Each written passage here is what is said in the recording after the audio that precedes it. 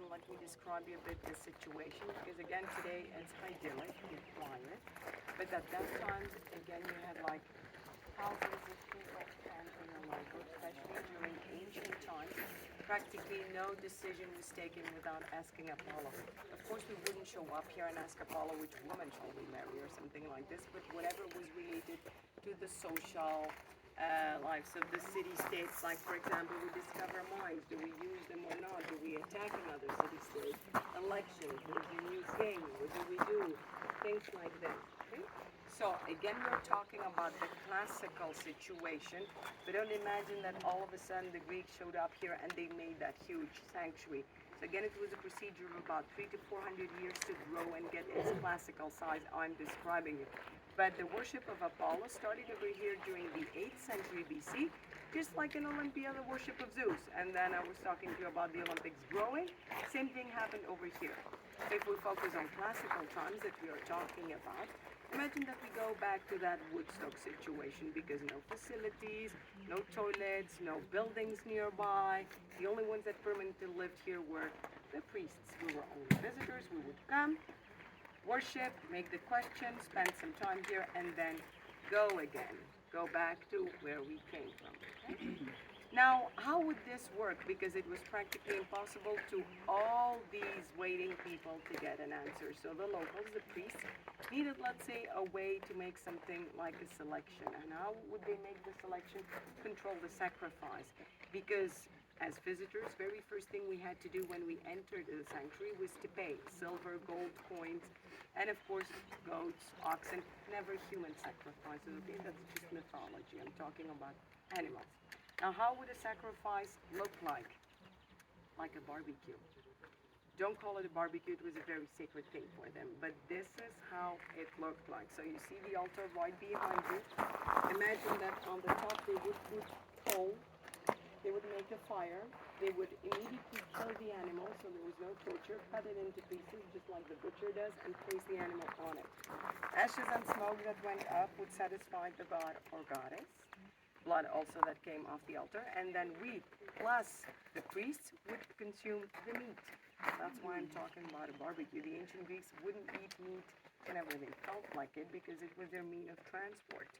So they would consume meat only after sacrifice. How would they control the sacrifice? They said if your animal was willing to step on the altar and be sacrificed, that was interpreted as a positive sign for the gods, and you could go on. If not, you had to take your animal and go back home. Now, the way they would throw the animal on it, though, would kind of influence the further behavior. So they would make sure that 50% of the ones that got here would continue by making the question. So let's say that we are lucky, we are a group of people, we have a question, we are represented by one of us, let's say me because I speak Greek. So our sacrifice is accepted. Next thing we would do is go and talk to one of the priests that was walking around. So behind me you need to imagine the temple, like the Parthenon. The personal priestess was inside. She would never come out, so we could never talk to her or see her, just the priest. So I would talk to the priest, make the question, and then the priest would say, okay, go outside and tell your people that you need to come back in 2 days or in a week or 3 weeks. I will tell you right away what that depended on. So I would tell, okay guys, I made our question, now we go back to the camping area, and that's how long we need to wait.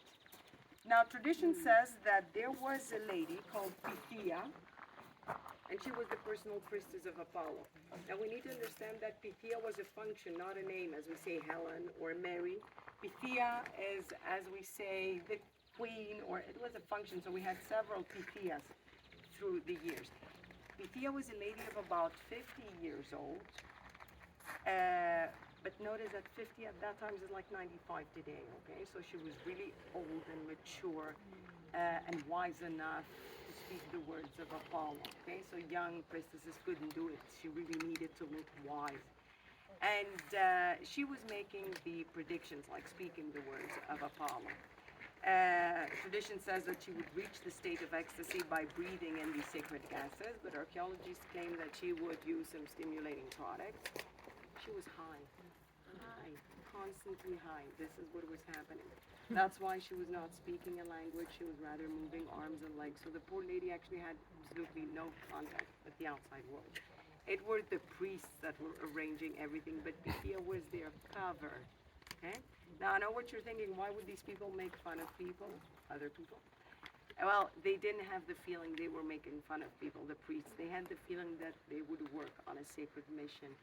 And again, we will end with what we started from. So these priests, their mission was to protect that Greek identity under the umbrella of religion, which means, let's say I'm that Spartan king and I come over and I ask Apollo, shall I attack Athens?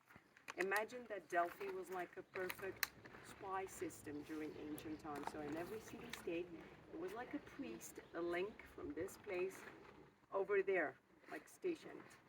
And then a priest leaves his place right after I made the question, travels to Athens. Another one goes to Sparta. They contact the link and they collect information.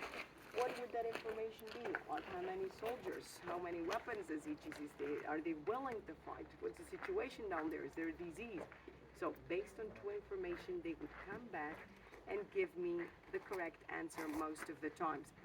It's also a fact that they would give me the answer in a kind of double way. So they would tell me this will happen, but the other thing could also happen. So eventually, whatever happened, I was told. But anyway, it's rather the information, the spies that did the job. So why would they do this?